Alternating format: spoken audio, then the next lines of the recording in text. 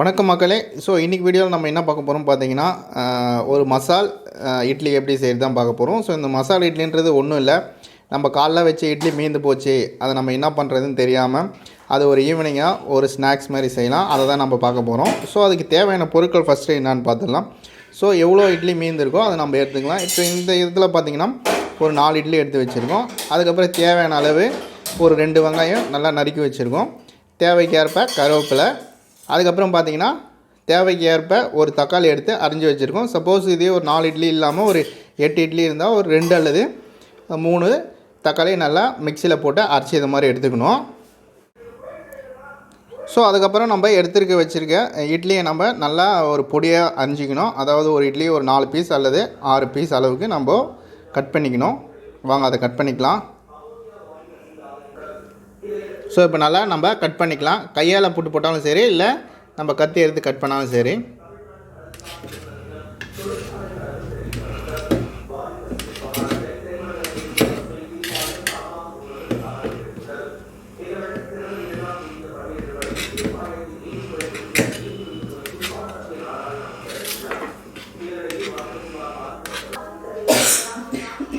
நல்லா இது மாதிரி சின்ன சின்ன பீஸாக நம்ம கட் பண்ணி எடுத்துக்கலாம்.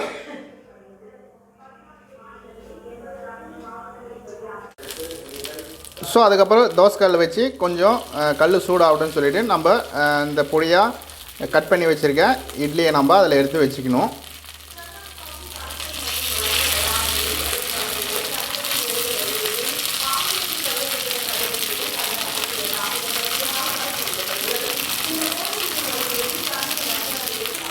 இது நல்லா ஒரு 2 நிமிஷம் நல்லா நம்ம வேக விடணும். நல்லா அந்த வெள்ளையாக இருக்க இட்லி வந்து கொஞ்சம் ப்ரௌன் கலரில் வர வரையும் கொஞ்சம் இதை நல்லா வேக விடணும்.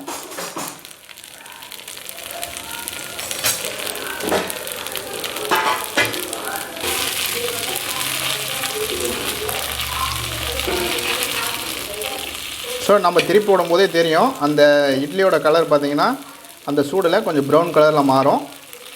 ஸோ ஒரு 2 அல்லது 3 நிமிஷம் நம்ம வேக விட்டால் போதும்.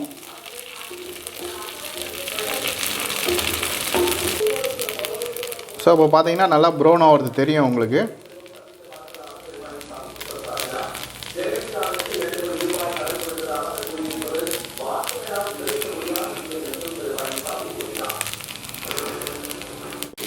ஸோ இப்போ நல்லா ப்ரௌன் கலரில் வந்துச்சு. இதை நம்ம ஒரு பிளேட்டுக்கு மாற்றிக்கலாம்.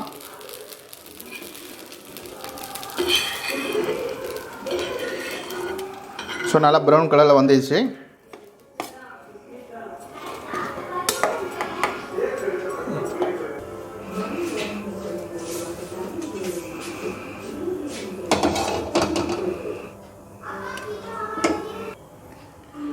ஸோ அதுக்கப்புறம் நம்ம பிளேட்டில் மாற்றினதுக்கப்புறம் வானல் கொஞ்சம் சூடாகட்டும்னு சொல்லிவிட்டு ஒரு 2 அல்லது 3 ஸ்பூன் எண்ணெய் விட்டுக்கலாம்.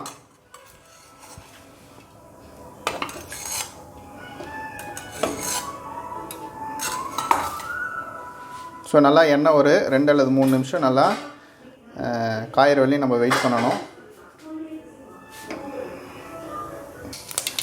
ஸோ அதுக்கப்புறம் எண்ணெய் காஞ்ச பிறகு நம்ம கடுகு போட்டுக்கலாம். அப்புறம் கருவேப்பிலை சேர்த்துக்கலாம். அதுக்கப்புறம் நம்ம நொறுக்கி வச்சுருக்க வெங்காயத்தையும் சேர்த்துக்கலாம்.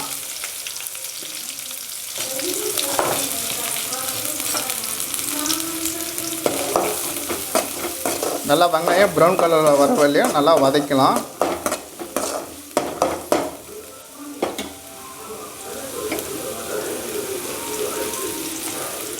ஸோ நல்லா ப்ரௌன் கலரில் வந்தோடனே நம்ம ஏற்கனவே ஒரு தக்காளி வந்து நம்ம மிக்சியில் அரைச்சி வச்சுருக்கோம், அதை சேர்த்துக்கலாம். ஸோ இப்போ நம்ம 4 இட்லி எடுத்துக்கிறதுனால நம்ம ஒரு தக்காளி எடுத்துருக்கோம். சப்போஸ் நீங்கள் அதிகமாக இருந்துச்சுன்னா அதுக்கு ஏற்ற அளவு தக்காளி நம்ம அரைச்சி எடுத்துக்கலாம். ஸோ கொஞ்சம் ப்ரௌன் கலரில் வந்தோடனே நம்ம அந்த தக்காளி சாதம் சேர்த்துக்கலாம்.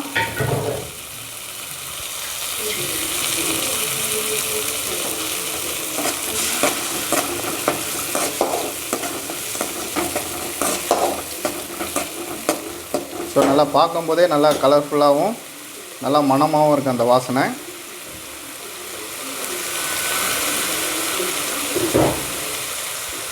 அதுக்கப்புறம் தேவையான அளவு உப்பு சேர்த்துக்கலாம்.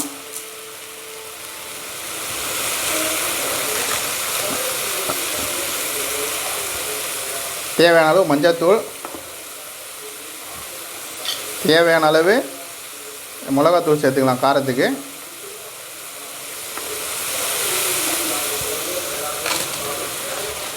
அப்புறம் கொஞ்சம் கரம் மசாலா சேர்த்துக்கலாம். அப்புறம் ஒரு சிட்டிக்கு சர்க்கரை சேர்த்துக்கலாம்.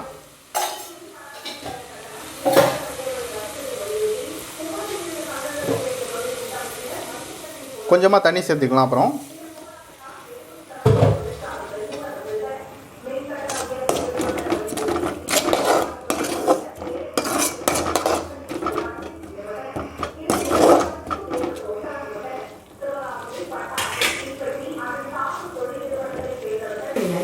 ஒரு நல்லா 2 நிமிஷம் நல்லா கொதிக்க விடணும்.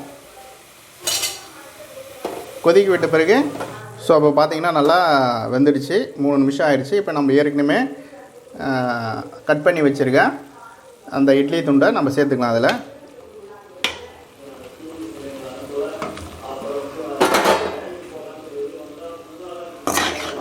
நல்லா இட்லி துண்டு சேர்த்துக்கிட்டு நல்லா கொஞ்சம் முன்னும் பின்னுமாக நம்ம பரட்டி விட்டுக்கலாம்.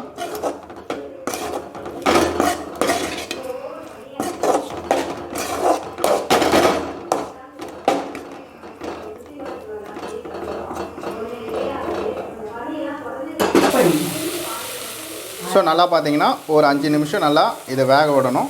வேக விட்டிங்கன்னா நம்மளுக்கு சுவையான ஒரு மசாலா இட்லி ரெடி ஆகிடும். நம்ம இது மாதிரி இட்லி மேந்துச்சுன்னு கவலைப்பட வேணாம். இது சொல்ல போனீங்கன்னா இன்னும் நல்லாவே டேஸ்ட்டாக இருக்கும். இந்த மாதிரி செஞ்சு பாருங்கள்.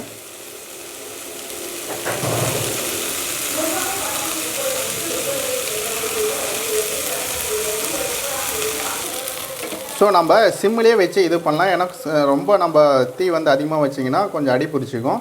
அதனால் கொஞ்சம் மீடியம் இல்லை சிம்மில் வச்சு கூட நம்ம இது ஒரு 5 நிமிஷம் நம்ம வேக விடணும். இப்போ நல்லாவே வெந்துருச்சு, நீங்களே பார்த்தீங்கன்னா தெரியும்.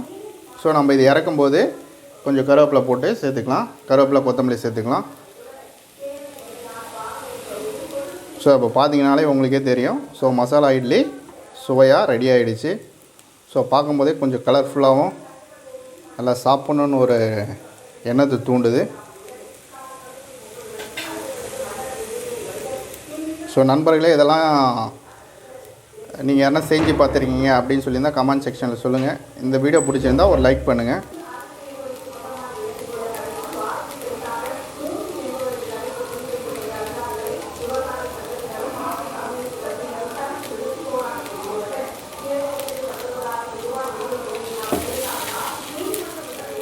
இது ஒரு பவுலில் மாற்றிக்கலாம்.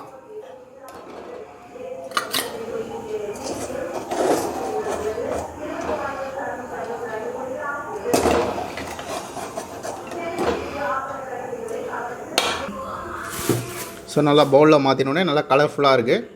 இன்னும் கொஞ்சம் கொத்தமல்லி சேர்த்துக்கலாம்.